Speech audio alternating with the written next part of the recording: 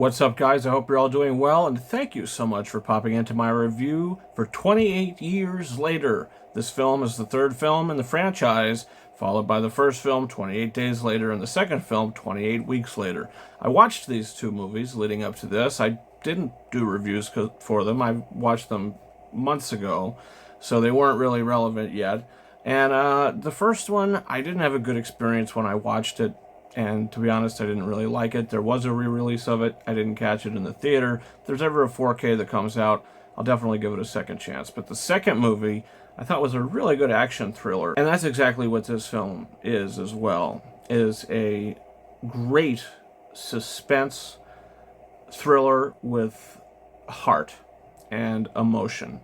This is written by Alex Garland, who also wrote the first film. His script here is deeply layered and thought-provoking at times, and I think that the character Ralph Fiennes has is the standout of the movie. And when he comes in and when you realize what he's doing and what kind of a person he is, he kind of wins you over, just like he does in every film, even if he's playing Lord Voldemort. But the main superstar of this film is Danny Boyle, who directed the first one. I haven't seen a lot of Danny Boyle films, but my favorite of his is Steve Jobs, a film that got Michael Fassbender an Oscar nomination.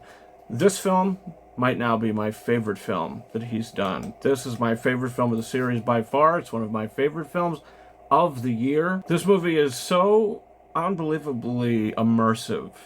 You feel like you are there. There are times that they're walking through certain sets and you can smell the pine coming off the trees. I mean, the color palette, it just looks very realistic and raw. And I think Danny Boyle really brings that with his camera work and how he directs the camera work and just how he directs scenes and how he has them edited and how they're put together and the intense sound design. This film is as good as its direction because of Alex Garland's screenplay and just so many great things that come together, including the characters.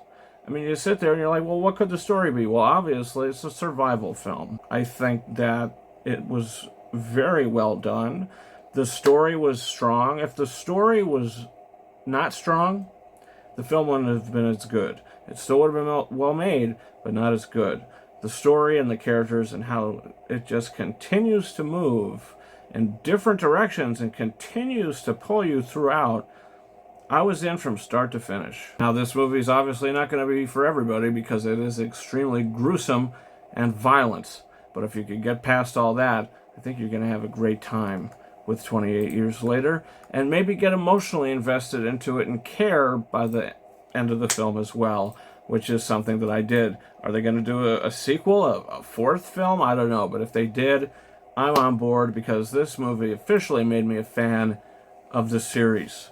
And I'm going to give 28 Years Later 4.5 out of 5 stars. I think that, like I said, this is one of, if not my favorite films of the year, right up there with Sinners. But that's it. That's my thoughts on 28 Years Later. Guys, comment down below. Do you plan on seeing the film?